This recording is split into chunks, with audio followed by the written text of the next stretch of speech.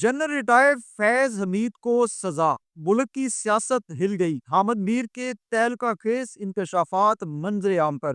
ناظرین کرام، پاکستان کی حالیہ سیاسی اور عسکری تاریخ میں ایک بڑا موڑ اس وقت سامنے آیا جب سابق corps commander Peshawar general retired Faiz Hameed کو فوجی عدالت نے مختلف الزامات کے تحت سزا سنائی۔ اس فیصلے کے بعد ملک بھر میں ہلچل مچ چکی ہے، جبکہ معروف صحافی اور تجزیہ کار حامد میر نے پہلی مرتبہ کھل کر ایسے سنگین انکشافات کیے ہیں جنہوں نے صورتحال کو مزید گرم کر دیا ہے۔ حامد میر کے مطابق جنرل ریٹائرڈ فیض حمید کے خلاف کارروائی معمولی نوعیت کی نہیں تھی۔ انہوں نے دعویٰ کیا کہ کیس کا پورا عمل غیر معمولی سخت چھان بین سے ہوتا ہوا اس انجام تک پہنچا۔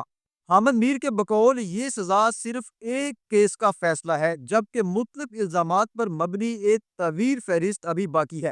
حامد میر نے ایک اور بڑا انکشاف کرتے ہوئے کہا کہ پاکستان مسلم لیگ نون کے کچھ اہم رہنماؤں کا دعویٰ ہے کہ جب وہ اپوزیشن میں تھے تو بطور DGISI general retired Faiz Hameed نے سیاسی شخصیات پر دباؤ ڈالنے کے ساتھ ساتھ مالی بدعنوانی بھی کی۔ ان کے مطابق بعض ملاقاتوں میں ماتحت افسران کے ذریعے اربوں روپے وصول کیے جانے کا بھی الزام ہے۔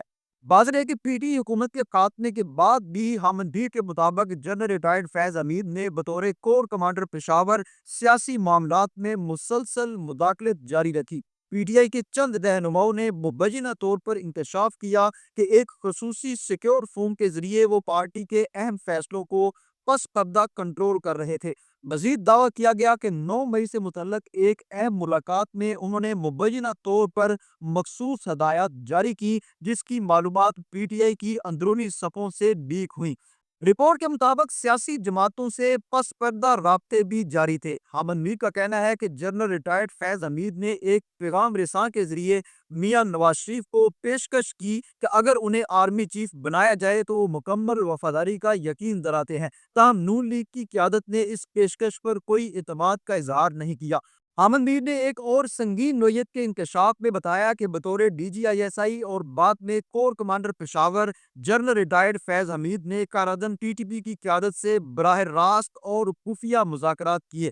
بعض رابطے کابل میں موجود ایک وفد کے ذریعے ہوئے، جبکہ بعض ملاقاتیں انہوں نے مبینہ طور پر وفد کو اطلاع دیے بغیر تنہا کی۔ ان دعووں کے مطابق ان مذاکرات کے نتیجے میں TTP کو پاکستان منتقل کرنے اور بسانے کے منصوبے کی نگرانی بھی انہوں نے کی۔ اس عمل پر اعتراض کرنے والے کچھ اپنے رہنماؤں کو مبینہ طور پر خاموش کرانے کی بھی کوشش کی گئی۔ ناظرین، تجزیہ کاروں کے مطابق یہ کیس صرف اپنی ابتدائی شکل میں سامنے آیا ہے۔ حامد میر کا کہنا ہے کہ کرپشن، اختیارات کے غلط استعمال، سیاسی اثر و رسوخ اور کالعدم تنظیم سے روابط کے حوالے سے مزید تحقیقات سامنے آ سکتی ہیں، جو ملکی سیاست اور عسکری ڈھانچے کو مزید جھنجھوڑ سکتی ہیں۔